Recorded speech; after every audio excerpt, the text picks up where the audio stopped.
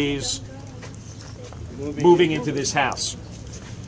And so we asked her what's going on, and she said her boss told her he's pulled out of the deal. Christopher Hubbard's not coming here. That he had no idea that Christopher Hubbard was going to be assigned to this house. Now, we assume that's true, but we're waiting. We've called up Mike Antanovich's office, county supervisor. They've called the L.A. DA, Jackie Lacey. What I found fascinating with all this bureaucracy is that nobody tells anybody anything. Exactly. Yeah. Certainly nobody told you people what was going to happen. And if you believe the owner's story, nobody told him that Christopher Hubbard was coming here. And with all the money we spend on government, you wonder what they do all day when they can't confirm a simple thing like this. Okay. Yes or no, is this guy out of the deal to house Christopher Hubbard here in Lake L.A. where we're standing? Now, we're talking with Mayor Jim by the Lynn. end of the show, by the way, to get official word some way. Yeah, Steve Gregory's been here from KFI News. He's working on it too. But I imagine we called Antanovich's office and they go, we haven't heard anything. You call Jackie Lacey's office, we haven't heard anything. You know, who do you call? What's the chain of command here? It's also, you know, getting late. It's after 5 o'clock, so all the bureaucrats have gone home. What we do have is a couple of officials from Palmdale, the mayor and the mayor pro tem. Very excited. Tom Lackey. Now, just before the news. Tom is the mayor pro tem and Jim Lackey is the mayor. And Tom, your law enforcement experience is what again for those? I worked for the Highway Patrol for 28 years. Okay.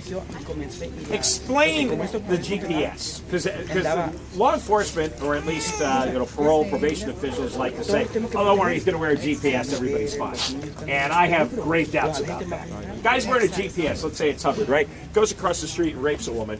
What does it matter that he's wearing a GPS in terms of stopping the rape from happening? Or even worse, with the Phil Dorito case, remember that? Where he kidnapped J.C. Lee Dugard. The alarms went off many times, and just nobody bothered to check on what was going on. Right. So, what's the real story from the inside on how these things work? Well, actually, the GPS is just a tool that's supposed to assist law enforcement in identifying the location of this particular person that's being watched, so quote-unquote vigilantly.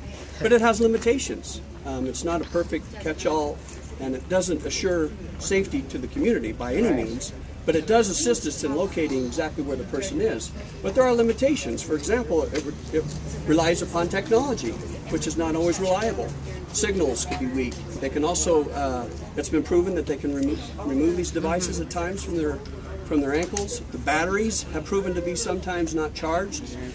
There still are a number of vulnerabilities that exist. It's not a catch-all be-all. A lot of people think and feel too comfortable with these folks just because they're being monitored.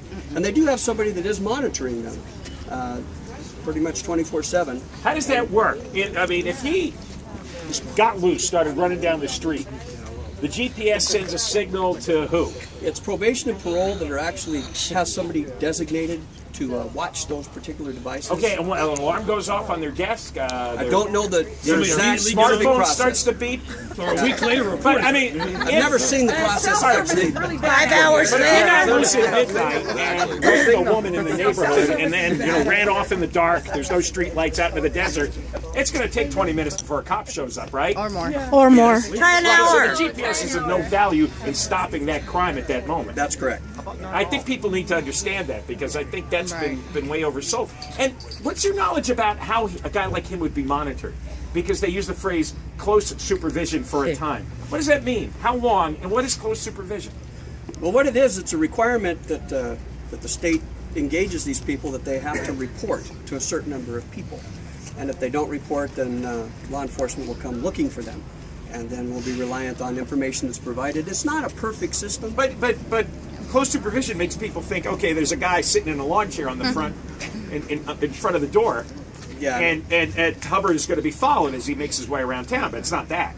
As far as I know, it doesn't occur that way. Right. Now, and another factor we have to bring in here is AB 109. I'm sure you're both familiar with the prisoner realignment program. He's shaking his head at that. I have read that some of the parolees laugh because removing the GPS device is not serious enough to throw them back in prison because the prisons are overcrowded. They want to keep these guys out. The county jails are getting full.